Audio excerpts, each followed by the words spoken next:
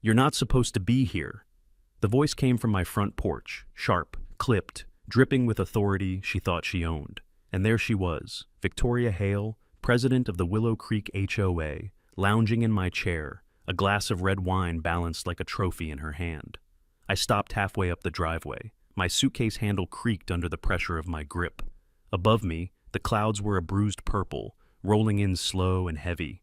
The kind of sky that told you the rain wasn't a matter of if, only when.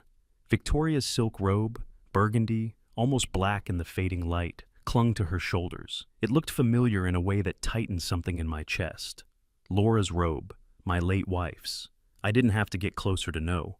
Behind her, the sliding glass doors gaped open, throwing warm yellow light onto the porch. From where I stood, I could see the edge of my leather couch, the silver gleam of my espresso machine, and the top of a bottle of Macallan, uncorked, nearly half empty. I'd been saving that bottle. 3 other people lounged around her, 2 men, 1 woman. Their laughter floated into the humid air, mingling with the smell of my own cedar deck. One of the men had his shoes off, resting his feet on my outdoor ottoman. I didn't move right away. My phone was already in my hand. I slid my thumb over the record button. The red light blinked. One of the men leaned toward Victoria, his voice low, but carrying in the stillness. "Who's that?" She didn't look away from me. "Nobody who belongs here," she said, her tone almost casual.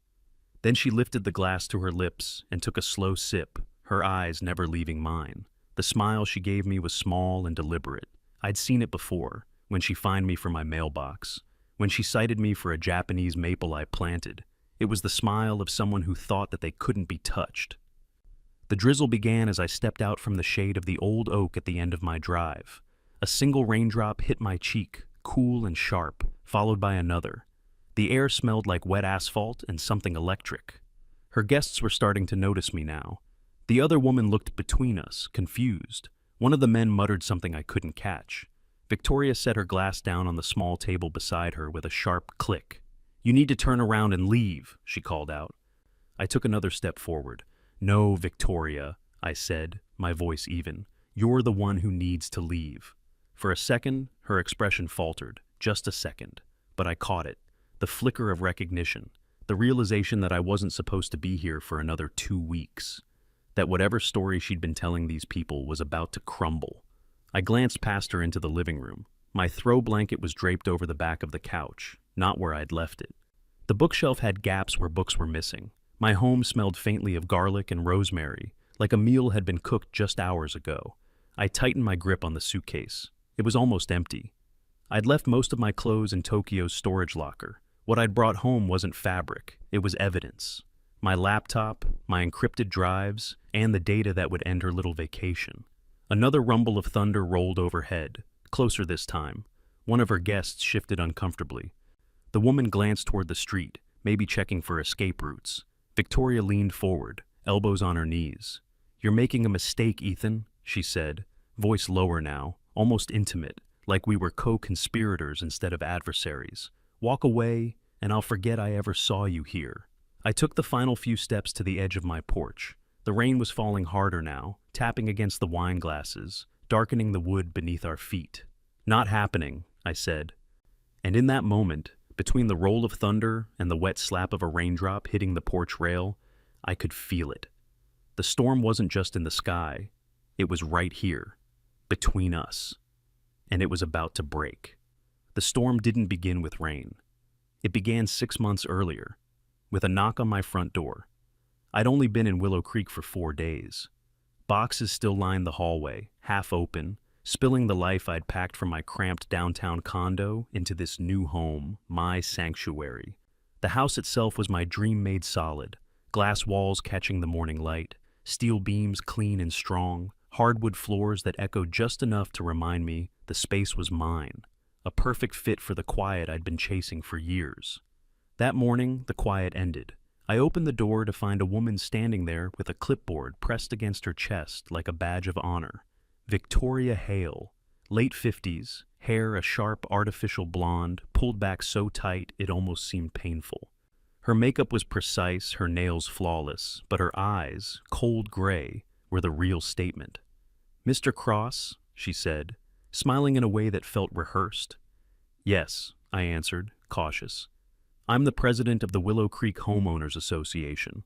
Just wanted to stop by and welcome you to the neighborhood. Her tone was sweet, but something in it told me this was not a casual visit. She glanced past my shoulder, taking in the modern lines of the living room, the sleek furniture, the stainless fixtures. I could almost hear the mental checklist ticking away in her head. And I noticed your mailbox, she continued, flipping through the papers on her clipboard. It's a very modern design, black steel, not exactly in compliance with community standards. I glanced toward the curb, where the mailbox matched the architecture of the house perfectly. It came with the property, I said. She hummed, eyes narrowing just slightly. Well, the approved style is the forest green colonial model. Keeps the neighborhood uniform, you understand. I'll have to issue a notice, $50 a day until it's replaced. It was my 4th day in the house. I hadn't even unpacked my coffee maker, but I'd already learned something. This woman wasn't welcoming me. She was marking territory. That evening, I replaced the mailbox, not because I agreed, not because I was intimidated, because I had bigger priorities at the time. In hindsight, that was my first mistake. The notices started coming after that. Garbage bins left visible for 45 minutes past pickup. An ornamental Japanese maple not on the approved flora list. A package on my porch for more than 3 hours. An eyesore, she called it. Every slip of paper arrived with her signature at the bottom, neat and smug. One Saturday, as I stood in the front yard measuring the height of my grass, just to avoid another fine, my next-door neighbor leaned over the fence. George Whitman, early 70s, retired engineering professor, and a man who had clearly seen more HOA drama than any sane person should endure. Getting the Victoria treatment, huh? He asked, grinning like he already knew the answer. You could say that, I replied. Don't let her get to you. She's been running this place like her own little kingdom for a decade. Lives in one of the old ranch houses by the gate, but she's pathologically jealous of anyone with a bigger home or a better view. He told me about the time she fined a family for excessive balloonage at their grandson's birthday party. I laughed then, but it wasn't funny for long. By spring, I was buried in work. A contract came through, one of the biggest of my career. Cybersecurity consulting for a major corporation in Tokyo. 1 full month overseas, starting May 1st. HOA rules required that any homeowner away for more than 2 weeks provide written notice to the board. And, here was the part I hated most, an emergency access key. The rule had been contentious before I even moved in, but Victoria fought to keep it. Now I had no choice. I sent the email, dates included, key dropped off in a sealed envelope. Then I armed my security system, a custom network I'd built myself. Cameras, sensors, smart locks, and enough logging capability to track the opening of the refrigerator door. I didn't just lock my home, I wrapped it in digital steel. As I closed the door behind me that morning, suitcase in hand, I remember thinking how good it would feel to come back in June, step into my quiet house, and breathe. I didn't know it then, but the moment that key left my hand, the storm had already started. Tokyo has a rhythm all its own, neon and steel, crowds that flow like water, conversations spilling from tiny ramen shops at midnight. For a man like me, someone who lives in patterns, it's a dream. And for the first 2 weeks of that contract, my world was nothing but numbers, code, and high-stakes meetings. From the 34th floor of the Marunouchi building, I was overseeing a security overhaul for one of Japan's largest finance firms. My days were long, my nights short. Jet lag blurred into caffeine. I barely had time to think about home, until the first ping. It was just a small alert, something most people would have missed entirely. At 2:16 a.m. local time, my home's smart thermostat logged a manual temperature change. Master bedroom, from away mode 65 degrees to a comfortable 72. I told myself it was nothing, maybe a glitch, a blip in the system, but the part of my brain that built that system didn't believe it. 2 days later, another ping. This time, it was my refrigerator. Weight sensors on the shelves recorded the addition of a gallon of 2% milk, a 6-pack of Greek yogurt, and, this one made me stop, a bottle of cheap Chardonnay. I don't drink milk. I don't eat Greek yogurt. And cheap Chardonnay? That's not just off my list. It's not even in the same store. I was standing on the train platform at Shinjuku when I read the alert. The crowd surged around me, the melodic chime announcing the next express. But all I could feel was the tightening in my chest. The third ping came that night. Someone had accessed my Plex media server, watched 3 hours of The Real Housewives. I didn't need to guess who, I just needed to confirm it. Back at the hotel, I connected to my home system, opened the secure portal. Every camera feed loaded clean, time-stamped, high definition. I pulled up the living room first.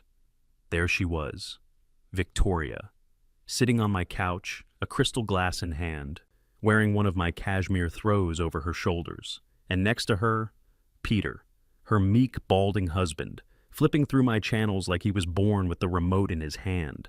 I switched to the kitchen camera, Peter pouring wine, Victoria laughing. My laughless living room felt occupied, warm in the wrong way. They weren't robbing me. They were living in my house. It hit me in waves, the audacity, the entitlement. They'd used that emergency key, fabricated some inspection story, stepped into my life like it was a vacation rental. I sat there in my hotel room, the lights of Tokyo spilling through the window, and thought about calling the police right then. Let them break the door down and drag her out. But then I remembered exactly who I was dealing with. Victoria would smile, wave her clipboard, and say it was HOA business. She'd make up a plumbing leak, a suspicious noise, any lie she needed. And from halfway around the world, my voice would be nothing but static on a bad connection. This wasn't a game of chance. It was chess, and she'd just moved her queen into my back row. I leaned back in the chair, the hum of the city outside my window, and let the first wave of anger pass. When it was gone, the strategist in me was still there. If I wanted her gone, and I did, I needed more than outrage. I needed proof. Not just a picture, not just a clip. I needed a case that would crush her in one move. That was the night I stopped thinking of my home as empty, and started thinking of it as a live surveillance operation. The next morning in Tokyo, I woke up earlier than usual, not for work, for her. I made coffee in the hotel room, burnt, bitter, but it would do, and opened my laptop. The secure tunnel to my home system lit up on the screen, familiar and comforting. Every camera, every sensor, every data log waited for me. I started with the basics. Thermostat adjustments, fridge inventory, door usage logs. The story they told was clear. Victoria and Peter weren't just visiting. They were settling in. May 9th, garage door opened at 11:42 a.m. May 10th, master bathroom water usage spiked for 45 minutes. May 11th, guest bedroom lights on for 4 hours. I clicked into the video feeds. Kitchen, Victoria stirring a pot, humming to herself. Living room, Peter slouched on my sofa, watching the game. Patio, both of them hosting another couple, wine glasses raised. The guest camera caught something else. Suitcases, 2 of them. These weren't emergency inspections. This was a staycation. I opened the closet feed in my master bedroom. My chest tightened. There she was, Victoria Hale, in my walk-in closet. Her fingers slid along the cedar shelves, brushing past folded shirts, stopping at the section I hadn't touched in 2 years. Laura's things. Laura's scarf. Blue silk with tiny white flowers. Victoria draped it over her shoulders, turned toward the mirror, and smiled at herself. I paused the video. My hand hovered over the trackpad. The anger came hard, hot, but I couldn't let it run the show. I rewound the footage, saved the entire clip to an encrypted folder labeled Primary Evidence, Personal Violation. Then I got to work. Every camera's feed was downloaded in full resolution, every motion trigger logged, every smart device interaction recorded. The coffee machine's bean hopper showed a 200-gram drop. The Sonos system played nothing but 80s soft rock for hours at a time. Even the smart toilet in the master bath had usage logs. Absurd, but legally admissible. I began cross-referencing. Power consumption spikes with light schedules, fridge inventory with shopping bag appearances on camera, music playlists with times they were in the house. The result was a timeline so detailed it could have been a movie script. Date, time, location, action, witness, me.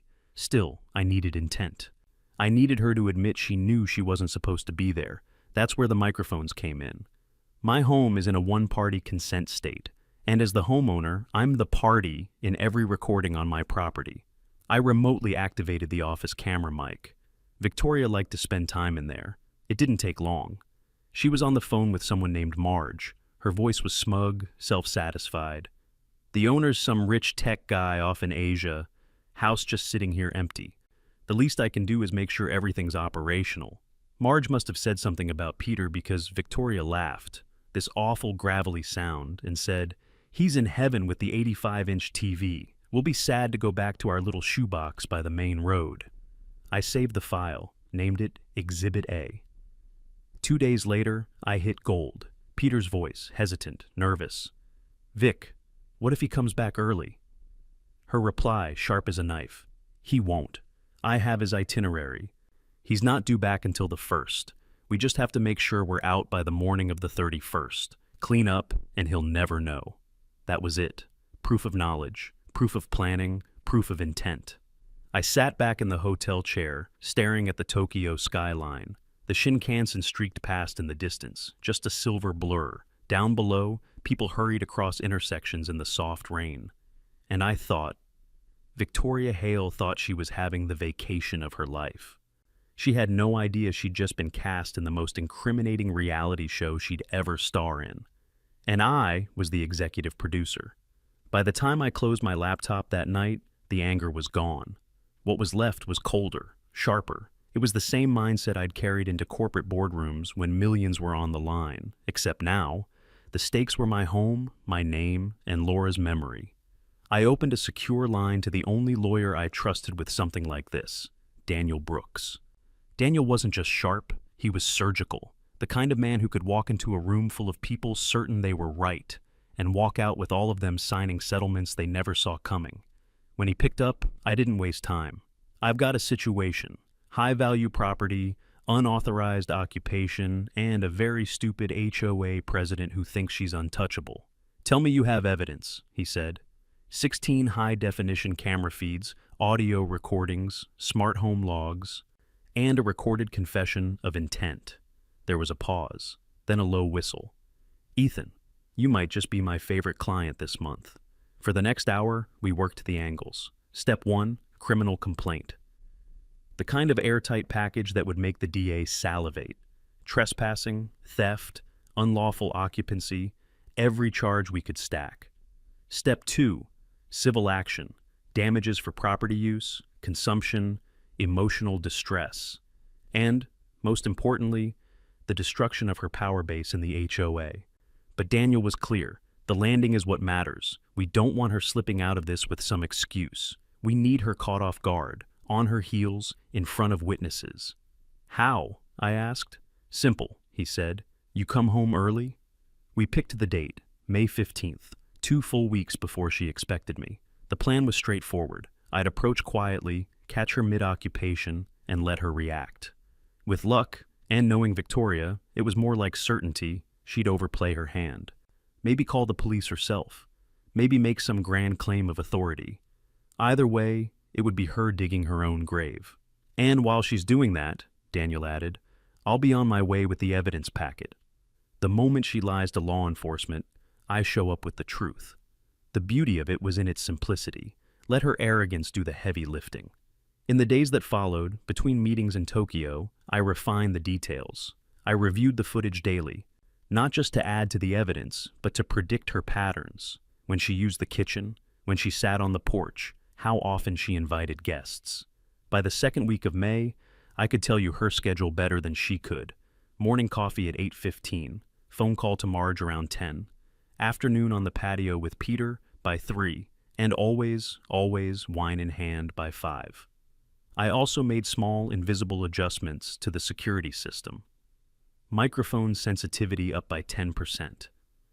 Camera compression rates lowered for sharper playback. Remote backups running every 6 hours to 3 different encrypted servers. If she so much as breathed in the wrong room, I'd have it saved in triplicate. And because I knew Victoria's type, I set one last trap. I crafted a short, casual email to the HOA board. Project in Tokyo extended. Will be returning June 7th instead of June 1st. Thanks for your understanding. I could practically hear her sigh of relief from halfway across the world. The truth? I was already booked on a flight home. Seat 3A, May 15th. Daniel had cleared his schedule for that afternoon. All we needed was for Victoria to be exactly who she'd been for the last 3 weeks. By the time my final meeting in Tokyo wrapped, the anticipation was electric. The city lights below my hotel window blurred as I stared out, imagining her face when I stepped onto that porch. Daniel's last words before I boarded the plane played over in my head. Let her make the first move, calm, factual, and patient. The more she talks, the deeper she goes.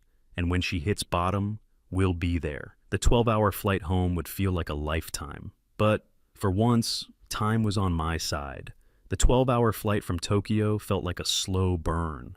Not because of the jet lag, or the cramped seat, even in business class, but because every passing hour pulled me closer to the moment I had been waiting for. Daniel and I had gone over the plan 3 times before I boarded. His voice had that measured confidence lawyers get when they know the evidence is a sledgehammer and the other side is made of glass. Remember, he'd said, she will try to own the scene. Don't interrupt her. Don't match her energy. Let her paint herself into a corner. By the time the wheels hit the runway back home, my body was here, but my mind was already 2 streets over from Willow Creek. No limo, no Uber, no familiar driver who'd roll up right in front of my gates. I needed to arrive like a shadow. I walked past the polished black cars waiting at arrivals and hailed a yellow cab. The driver barely glanced at me, just asked for an address. I gave him one, 2 streets away from mine. It was early afternoon when we pulled into that quiet stretch of road. Sunlight broke through scattered clouds, the air heavy with the promise of more rain later. The driver looked confused when I asked him to stop there, but I handed him the fare and stepped out with my suitcase. 2 blocks ahead, I could see the entrance to Willow Creek. Perfect lawns, white picket fences, the kind of place where the HOA doesn't just write rules, they breathe them. As I walked, I passed George's place. Curtains moved in the front window. He knew.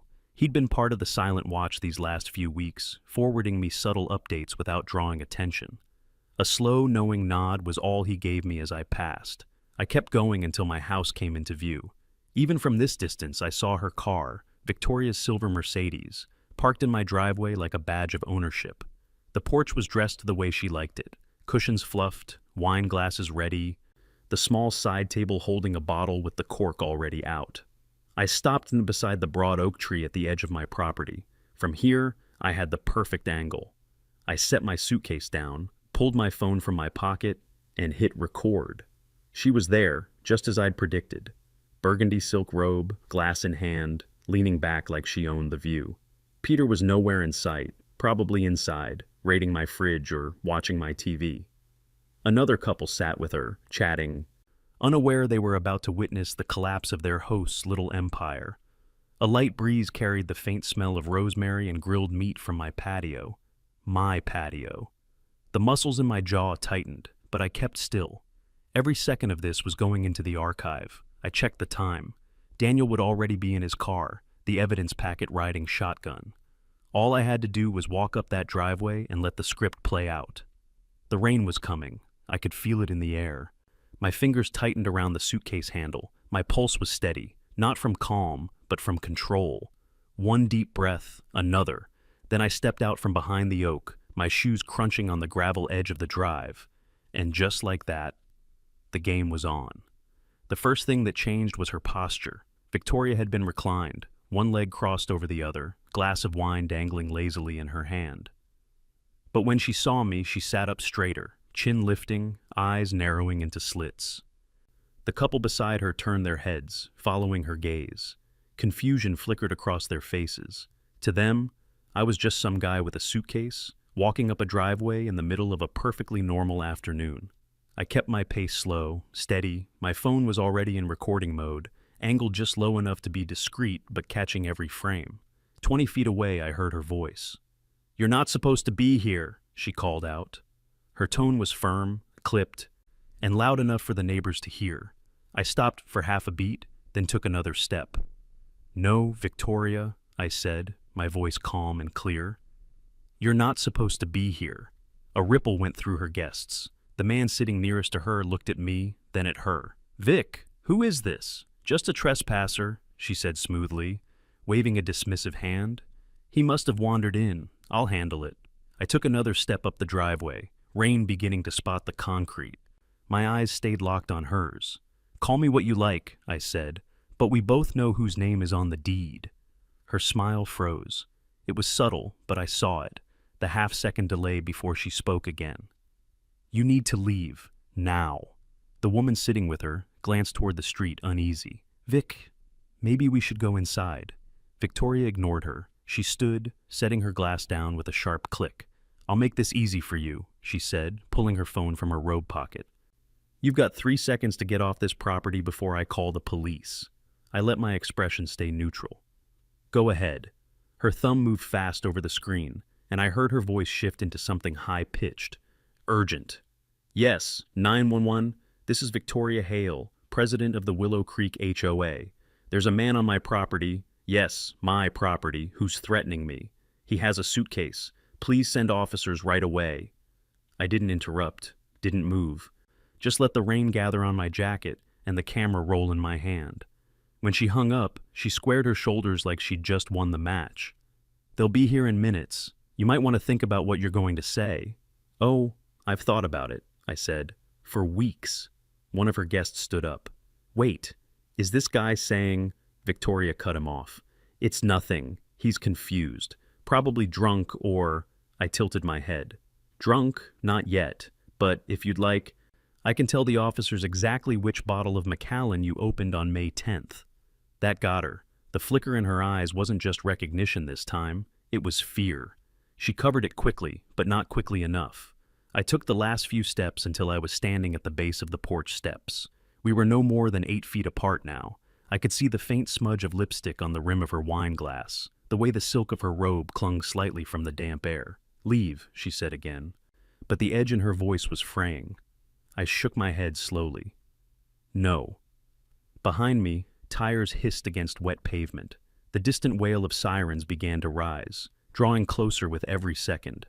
Her guests exchanged nervous glances. One of them muttered something about not wanting to be involved. The rain picked up. A few drops ran cold down the back of my neck. Victoria's eyes stayed locked on mine, but I could tell she was hearing the sirens too. And I could tell she thought they were coming to save her. That would be her second mistake. The sirens swelled, echoing off the neat rows of houses until 2 police cruisers rounded the corner and slid to a stop in front of my driveway. Red and blue lights pulsed against the wet siding of my house, splashing over Victoria's face like some twisted stage lighting.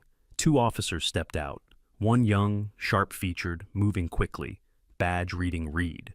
The other older, broader, with a measured stride, Sergeant Harris. "Ma'am, sir, what's going on here?" Harris asked, his voice calm but carrying authority.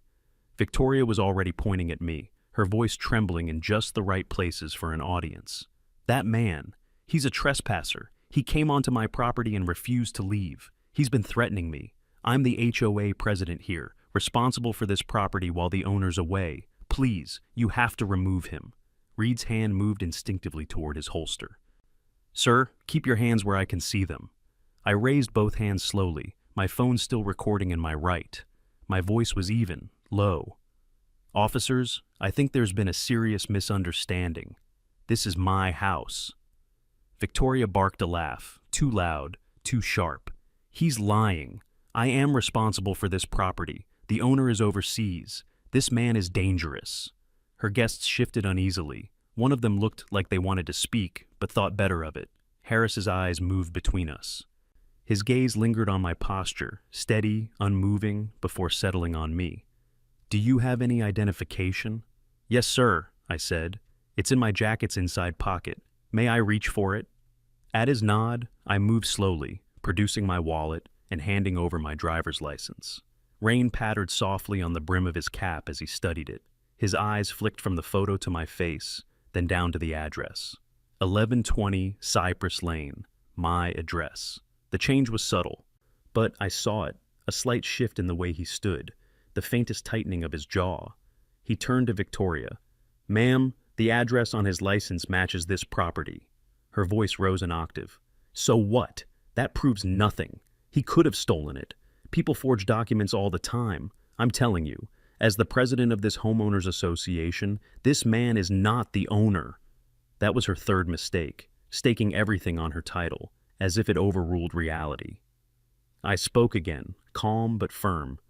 "Officers, if you'll allow me to walk to the front door, I can prove ownership in 3 seconds."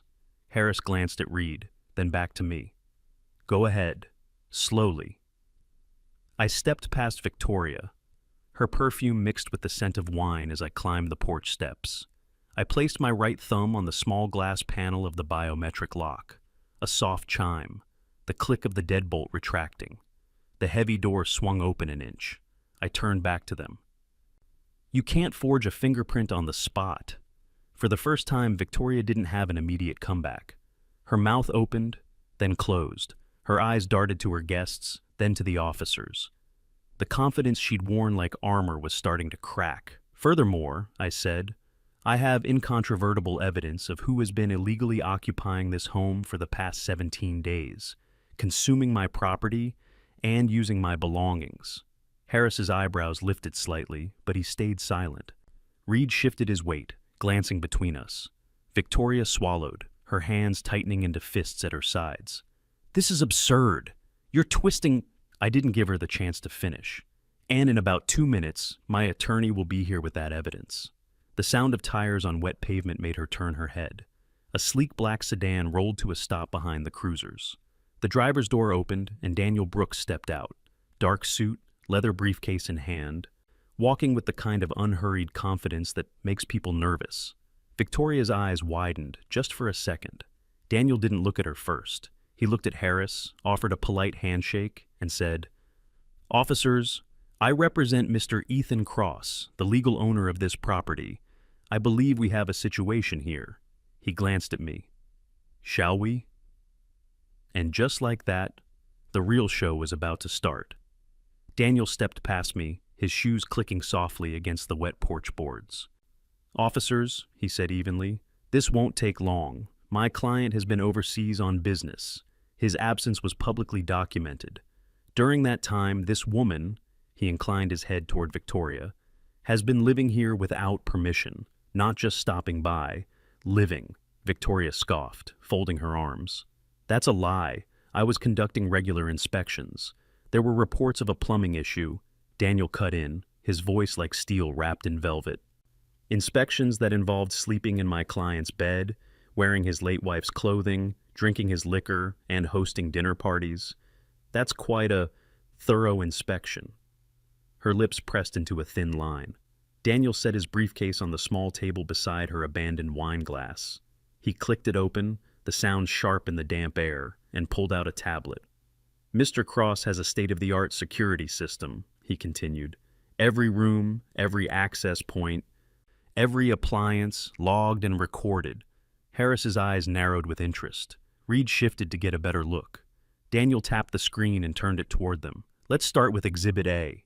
The audio played, clear as if she were standing in front of a microphone. "He won't. I have his itinerary. He's not due back until the 1st. We just have to make sure we're out by the morning of the 31st. Clean everything up, and he'll never even know we were here." It was her voice, smug, certain, utterly damning. The shift in the officers was immediate. Reed's jaw tightened. Harris's eyes went flat, professional, and cold. Victoria's face drained of color. That's taken out of context." Before she could finish, the front door creaked open wider. Peter appeared in the doorway, pale and sweating. His gaze darted from me to Daniel to the officers. Then he saw the tablet, heard the audio still playing, and his shoulders sagged. "I'm so sorry," he blurted, stepping out onto the porch. "I told her it was a bad idea. I didn't want any part of this. She said no one would find out." "Peter!" Victoria snapped, her voice sharp with panic, but he was already looking at Harris. "We've been here for over 2 weeks. We had friends over. We drank his whiskey, used his stuff. I didn't know he had cameras everywhere. Daniel's eyebrows lifted slightly. Thank you, Mr. Hale. That confirms quite a bit. Victoria turned on him. You spineless Mrs. Hale, Harris said, his tone suddenly all business. I think that's enough. She froze. She knew that tone. Harris took a deliberate step forward. You have the right to remain silent.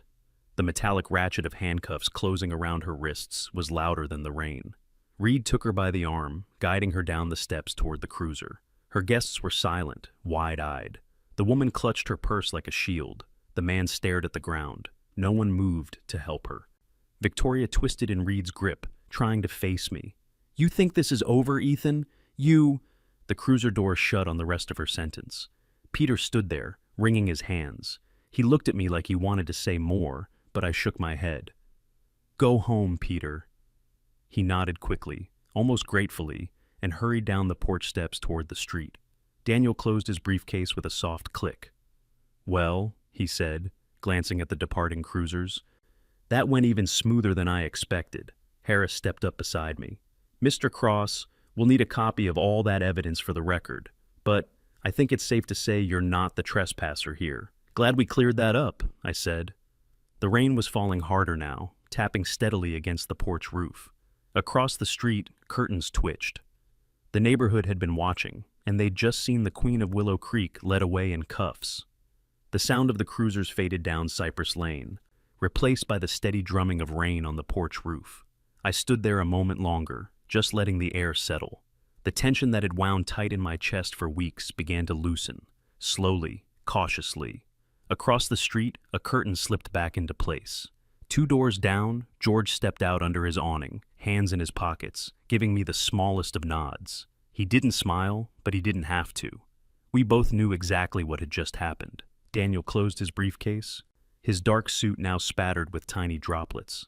That's one chapter done, he said, glancing toward the street. But the book's not over yet. She's going to lawyer up. We need to make sure the DA's case is bulletproof. I stepped inside my doorway for the first time in a month. The familiar scent hit me. Cedar, faint coffee, the lingering trace of my own cologne in the air. But there were other smells too. Wine, cheap perfume, a hint of rosemary from whatever she'd been cooking outside. The living room told its own story. Pillows rearranged, my throw blanket folded differently, a wine ring on the glass coffee table. In the kitchen, the trash bin overflowed with bottles that weren't mine. A casserole dish I didn't own sat drying on the rack. Evidence. All of it. Daniel followed me in, pulling a small notepad from his pocket. Photograph everything before you touch it. Then we'll do a walkthrough, make a list of anything damaged or missing. It felt clinical, almost cold. But that's how you keep cases airtight. No emotional shortcuts, no rushing to clean up just to feel better. We moved room by room. My office, papers shuffled, one of my pens missing. Guest bedroom, suitcase indentations still pressed into the duvet. Master bath, my toothbrush replaced with a cheaper one, probably hers. When we reached the walk-in closet, I stopped. Laura's section looked the same, but the scarf she'd worn on our last anniversary was gone.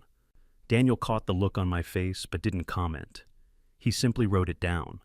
By the time we finished, we had a list that stretched a page and a half, and that was just the obvious stuff. Ethan, Daniel said as we stepped back onto the porch, you need to be ready for this to get louder. She'll claim this was a misunderstanding, that she had authority. Her defense will be all bluster, but the facts, they're on your side. I nodded. I've been ready since Tokyo. He gave me a long look, then allowed himself a faint smile. Good, because this is going to be a clean kill. As he headed to his car, I stayed on the porch, watching the rain fall in silver sheets across the driveway where her Mercedes had been. The sound was steady, unhurried. Somewhere inside me, a knot loosened for the first time in weeks. Not gone, but loosened. Victoria Hale's reign over Willow Creek was broken. Everyone had seen it. Everyone had heard the cuffs snap shut. And now, it was time to finish the job. The arraignment came first, just a week after the arrest. It was a gray Thursday morning, the courthouse steps slick with drizzle. I stood beside Daniel, watching reporters gather like crows, their cameras clicking the moment Victoria's silver Mercedes pulled up. She stepped out in a beige trench coat, hair perfectly styled, makeup flawless, as if she could will the narrative back into her favor, but the tightness around her eyes told another story. Inside, the hearing was quick: trespassing, burglary, theft, fraud. The list of charges read like a shopping receipt for bad decisions. She pled not guilty to every single one, chin high, eyes scanning the room as though looking for allies. There were none. The preliminary hearing stretched into summer. Each time, Daniel brought another layer of evidence: videos, logs, receipts, Peter's reluctant testimony. The defense tried to spin it. She'd been safeguarding the property, preventing potential vandalism, acting in the best interest of the neighborhood. The judge wasn't buying it. Neither was the DA. The real blow came during cross-examination. Daniel played the audio clip again, her voice bragging about my itinerary, her exact plan to leave before I returned. Then he followed it with a still image from the closet camera, her wearing Laura's scarf, smiling at herself in the mirror. There was no talking around that. The jury's faces said it all. By the time the trial proper began in early fall, the media had latched on to the story. HOA president accused of living in neighbor's mansion while he was abroad. The headline alone was enough to make every evening news segment. In the courtroom, her posture had changed. The defiance was still there, but thinner, frayed at the edges. Peter testified against her in exchange for immunity on lesser charges. The HOA board members, her supposed allies, were nowhere to be seen. Some had already resigned, citing health reasons. The verdict came after just 3 hours of deliberation: guilty on all counts. When the judge read the sentence, 18 months in county jail, restitution of $42,000, and a 5-year ban from holding any HOA office, Victoria didn't flinch. She just stared ahead, lips pressed together, as though the whole thing was happening to someone else. But when the bailiff led her away, her eyes flicked toward me. No words, just that look. And in it, a truth she'd never admit out loud: she knew she'd lost. The ripple effect in Willow Creek was immediate.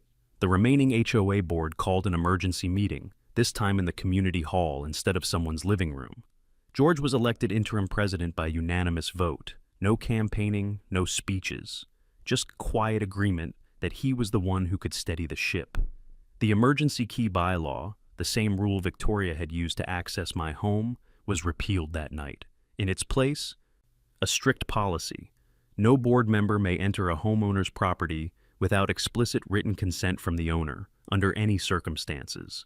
Neighbors who had once kept polite distance now stopped to talk when I walked down the street. Some apologized for not speaking up sooner.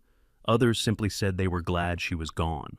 It wasn't victory in the fireworks and champagne sense. It was quieter than that, more permanent. Daniel and I met one last time to close the civil case. After damages, legal fees, and restitution, Victoria was left with little more than her car and the contents of a small storage unit. She sold her house before the bank could take it, moving out of Willow Creek for good. As we signed the final paperwork, Daniel leaned back in his chair. "You know, Ethan, you could have just called the police when you first saw her on camera." I smiled faintly. "Where's the fun in that?" He laughed, but we both knew it wasn't about fun. It was about making sure she didn't just get chased off. She got held accountable. For the first time in months, I slept through the night without waking to check the camera feeds. The house was mine again. And so was the quiet. Autumn settled over Willow Creek like a fresh coat of paint. Warm gold leaves, crisp air, the scent of fireplaces drifting on evening walks. Life moved on. But the memory of that summer, it stayed with me.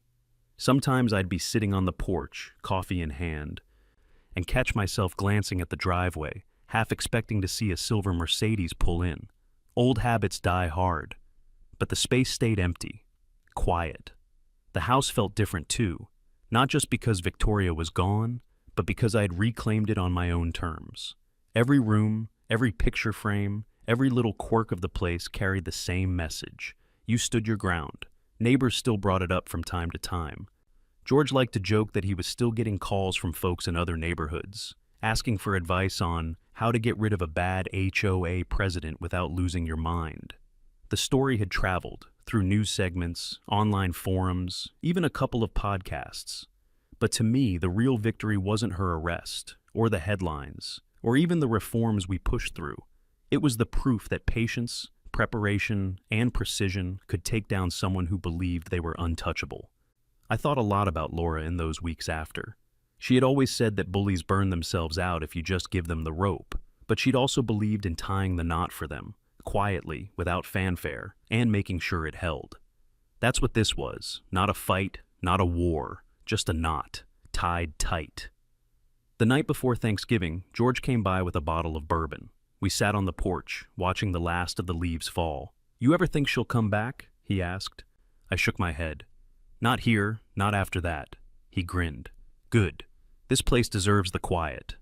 We poured 2 glasses, clinked them together, and let the silence stretch. If there's a lesson in all of this, it's simple. When someone tries to take what's yours, your home, your peace, your dignity, you don't have to shout to get it back. You just have to be ready when the moment comes. And when it does, you don't miss.